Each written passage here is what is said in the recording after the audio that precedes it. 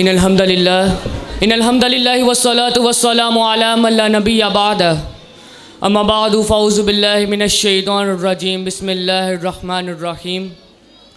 تمام حاضرین محفل کو السلام علیکم ورحمۃ اللہ۔ میں پاکستان ہوں، وہ پاکستان جو اپنی تکمیل سے پہلے پیروں میں غلامی کی زنجیریں، ہاتھوں میں مظلومیت کی ہتھکڑیاں اور گردن میں رسنے ظلم و زیادتی، جبر و تشدد پہلے ہندوستان کی گلیوں میں پڑا تھا۔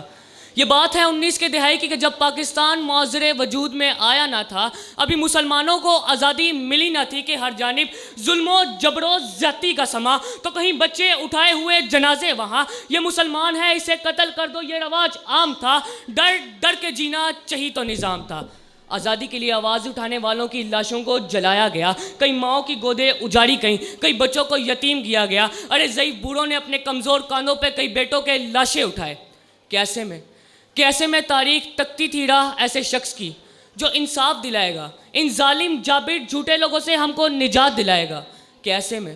کیسے میں چراغ امید بشر نے سمت مغرب دیکھا تو مشرق کا ایک ایسا سورج طلوع ہوا جو دین محمدی کا سپاہی بن کر نعرہ تکبیر بلند کر کے حق و صداقت کی شمشیر لیے ظلم کی زنجیروں کو کاٹنے آیا، اور پھر دنیا نے دیکھا کہ جوہد مسلسل کی داستان نگاہ وطن کی سلامتی کا عنوان بن گئی، اور دنیا میں ایک نئی اسلامی سلطنت پاکستان بن گئی۔ 27 رمضان المبارک کی رات امت محمدی کو قرآن مجید کا تحفہ دینے والے پروردگار نے 27 رمضان المبارک کے دن امت مسلمہ کو پاکستان کا تحفہ عطا کر دیا کہ اب اقبال کے خواب کو پورا کیے ہوئے مسلمان کھڑے ہیں قربانیاں دیے ہوئے، اے قائد تو نے کر دکھایا کام وہ جس سے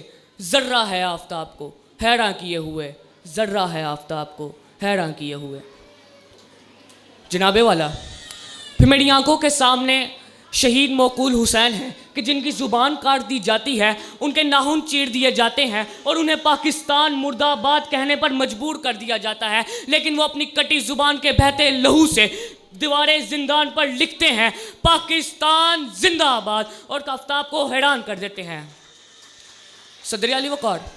ہم نے اپنی تہذیب کو تھامے رکھا تو ہم بلندیوں تک پہنچے، ہم نے اپنے سنسار کو اونچا رکھا تو ہم کیسر و کسرہ کے ایمانوں کو ایمانی طاقت سے لرزانے والے، ہم فتح مکہ کے موقع پر اہم مدعا سنانے والے، ہم سومناتھ کے بتوں کو قدموں میں گرانے والے، ہم بہرائے ظلمات میں گھوڑے دہرانے والے، ہم جنگ موتا میں سیف اللہ کا خطاب پانے والے، ہم ذرے ہیں آفتاب کو حیراں کیے ہوئے۔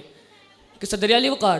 پھر میری آنکھوں کے سامنے JDC کے ظفر عباس ہیں جو کورونا کے باوجود بھی غریبوں میں راشن بانٹ کر آفتاب کو حیران کر دے۔ پھر میری آنکھوں کے سامنے عبدالستار عیدی ہیں جو دنیا کی نمبر 1 ایمبولنس بنا کر آفتاب کو حیران کر دیں۔ پھر میری آنکھوں کے سامنے محمد علی سٹپارہ ہیں جو 8000 سے زائد میٹر کی بلندی پر جا کر سبز ہلالی پرچم لہرا کر آفتاب کو حیران کر دیں۔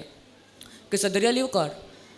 جب یہ آفتاب کو حیران کرنے لکھے تو جنگ بدر میں 313، کربلا کے میدان میں 72، پاک فضائیہ کے راجن منہاس ہوں یا پاک فوج کے میجر اسحاق، پارا چنار کے اعتزاز حسن ہو یا آرمی پبلک اسکول کی طاہرہ غازی، اور یہ وہ ذرے ہیں کہ جو اپنی وطن کے لیے اپنی جانیں تو قربان کر ہی چکے ہیں، مر تو جاتے ہیں لیکن دنیا کو ایک پیغام دے جاتے ہیں کہ ہر حال میں ہر دور میں تابندہ رہوں گا، میں زندہ و جاوید ہوں پائندہ رہوں گا، تاریخ میرے نام کی تعظیم کرے گی، میں تاریخ کے اوراق میں آئندہ رہوں گا۔ کہ ذرہ ہے آفتاب کو حیران کیے۔